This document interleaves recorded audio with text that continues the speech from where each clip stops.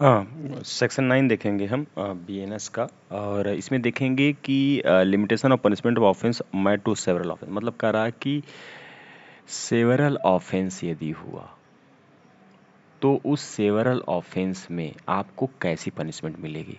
ठीक है, ये सेक्शन 9 ऑफ जो बीएनएसएस है ये 71 ऑफ आईपीसी हुआ करता था पहले।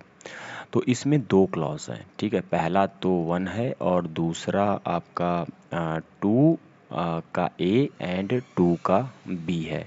ठीक है, और इसमें दो इलस्ट्रेशन है, उस इलस्ट्रेशन को भी मैं आपको बताऊंगा। ठीक है, कह रहा है कि यदि offender shall not be punishment with imprisonment more than one offence, मतलब कह रहा है कि यदि किसी ने एक ऑफेंस किया, ठीक है, तो उसके लिए आपको दो, मतलब punishment of more than one of such his offence, punishment of more than one of such his offence, तो उसके लिए आपको एक से ज़्यादा का पनिशमेंट, एक बार पनिशमेंट मिल गई तो आप दूसरी बार पनिशमेंट उसको उस बात के लिए नहीं देंगे।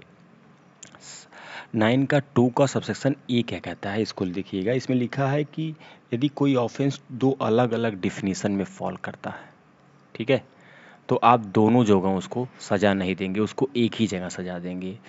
8 9 का सब क्लॉज 2 का बी पार्ट क्या कहता है, वो ये कह रहा है कि सेवरल एक्ट, मान लीजिए कोई चीज़, मान लीजिए किसी ने रेप किया और वो बच्चा जो है अंडर एज है, ठीक है, तो उसके पे पोक्सो भी लगेगा।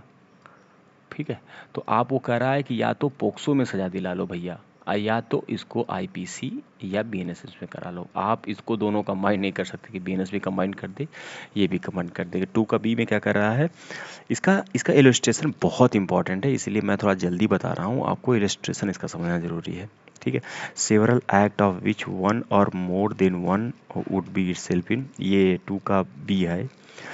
कह रहा कि several act of which constitute when combined different offender shall not be punished with more several offense than the court which strive a word of summons। वही कि अगर किसी ने रेप किया और बच्ची जो है नाबालिग है, तो या तो उसको पोक्सो के तहत सजा दिलवाओगे, आईपीसी के सेक्शन लगेंगे, पोक्सो के भी लगेंगे, लेकिन आपको ऐसा नहीं है कि आप जज कह देंगे ठीक है 20 साल इसकी सज़ा हो गई और पोक्सो में 12 साल हो गई तो ये आपका 32 साल सज़ा हो गई। ठीक है, ये ऐसा नहीं होता। इसका इलस्ट्रेशन देख लीजिए, इसका इलस्ट्रेशन बहुत अच्छा है। पहला इलस्ट्रेशन कहता है कि मान लीजिए किसी ने 50 ब्लो मारे किसी को, ठीक है, ठीक है, ये 50 मारे स्टिक से, ठीक है, तो अगर एक स्टिक कॉजिंग हर्ट हुआ, भाई कॉजिंग हर्ट का आप कर रहे हैं, तो कॉजिंग हर्ट की सज़ा मान लीजिए 2 साल है, ठीक है, तो आपको 50 जो है स्टिक या ब्लो मार रहे हैं, तो आपको जो है मान लीजिए 50 ईयर 100 ईयर आपको नहीं मिलेगा सज़ा। ठीक है, आपको चाहे 50 स्टिक मारिए, 25 स्टिक मारिए, एक स्टिक मारिए, एक घूसा मारिए, ठीक है, इसी लोग कहते हैं कि जब मार ही रहे हैं तो ठीक से मार लें, सज़ा तो उतनी ही मिलनी है। तो कानून ही कहता है कि चाहे एक घूसा मारो चाहे 50 घूसा मारो, लेकिन वो हार्ट में होना चाहिए। अगर वो ग्रीवियस हर्ट में हो गया तब वो बदल जाएगा। तो अगर ग्रीवियस हर्ट में, अगर इसीलिए पुलिस वाले देखते हैं या कोई भी देखता है कि ग्रीवियस हर्ट में चाहे आप किसी का मार के हाथ गोड़ तोड़ लीजिए या मार के उसकी ज़िंदगी मतलब अप टू डेथ तक पहुंचा दीजिए, उसको ग्रीवियस हर्ट की ही सज़ा मिलेगी। अब आप लोग बताइएगा ये सही है कि नहीं।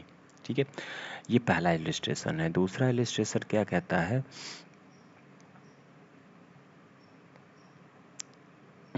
दूसरा इलस्ट्रेशन क्या कह रहा है, दूसरा इलस्ट्रेशन कह रहा है कि मान लीजिए ए है, ए जेड को पीट रहा है, ठीक है, ये बीट कर रहा है, तो एक तो इसको पीटने की सज़ा मिलेगी।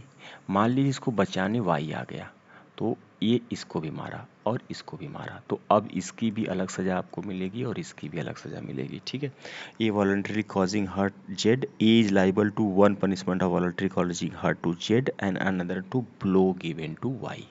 ठीक है, ये उसको बचाने गया तो इसको भी घूसे उसे पड़ गए, तो अब इसको बीटिंग की सज़ा मिलेगी ए को, और इसको इस ए को वाई को ब्लो करने की भी सज़ा मिलेगी। ठीक है, तो ये है आपका section 9। Section 10 and 11 solitary confinement और section 12 limit of solitary confinement. देखिए सॉलिटरी कन्फाइनमेंट 11 एंड 12 ये बहुत इंपॉर्टेंट है, इससे बहुत ज़्यादा क्वेश्चन बनते हैं प्री में।